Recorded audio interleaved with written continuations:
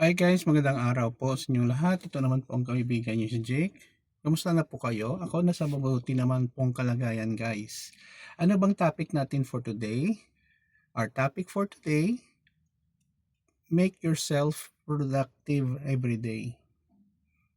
Guys, sa ngayon, hindi lang puro social media tayo or social games, kung ano man ang mga vices natin or katayuan sa buhay, make it a habit to be productive every day. Bakit po?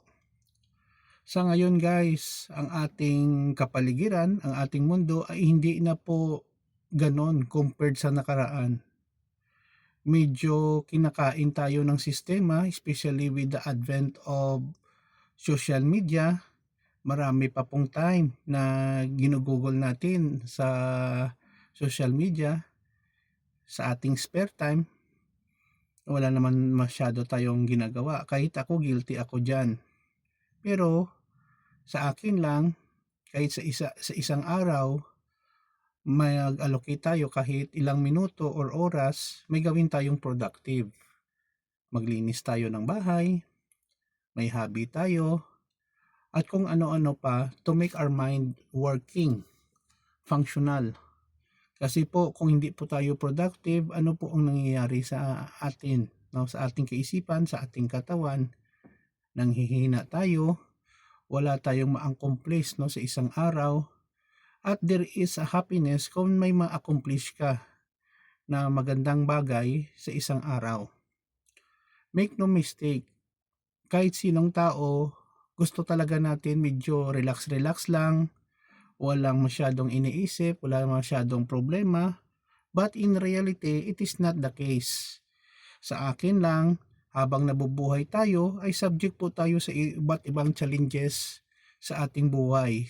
Trials, problems, kahit hindi mo problema kasi na-associate ka sa ganitong mga tao or relatives or kaibigan, ang problema minsan nila, pati tayo ay naapektuhan. So sa akin lang, dapat maging produktibo tayo everyday para at least by the end of the day, may accomplishment po tayo nagawa sa buhay, sa trabaho natin, at kung ano-ano pa. You will observe and realize being productive pala ay isang magandang oportunidad na mapaikita natin sa ibang tao na may importance tayo dito sa mundo. Yun lang po guys, be productive everyday. Maraming salamat sa inyong panonood sa aking mga vlogs. Please follow me in my Facebook account dito po and my YouTube channel. Please subscribe kung hindi pa kayo nakasubscribe. Ingat po tayo lagi. Ito naman po ang kaibigan nyo si Jake. Paalam!